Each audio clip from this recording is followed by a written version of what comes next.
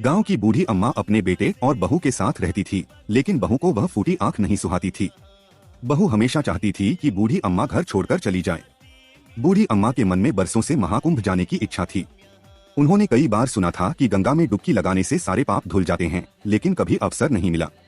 जब बहू ने कहा, माँ जी, महाकुंभ का मेला लगा है, चलिए गंगा स्नान कराते हैं, तो अम्मा बहुत खुश हो गयी। जीवन के इस पड़ाव पर उन्हें पहली बार किसी ने खुद से कहीं चलने को कहा था। दोनों प्रयागराज पहुंची, जहां मेला अपने शबाब पर था। गंगा घाट पर पहुंचकर बहू ने कहा, माँ जी, आप स्नान कर लीजिए, मैं यहीं बैठी हूँ। जैसे ही बूढ़ी अम्मा गंगा में उतरी, बहू भीड़ का फायदा उठाकर वहां से गायब हो गई। स्नान के बाद अम्मा ने बहू को खोजा, लेकिन वह कहीं नहीं थी। हजारों की भीड़ में अम्मा अकेली और बेबस थीं। भूखी प्यासी वे घाट पर ही बैठकर रोने लगी। क्या होगा अब बूढ़ी अम्मा का? क्या बहू अपने कर्मों का फल पाएगी? जानने के लिए देखते रहिए भाग 2।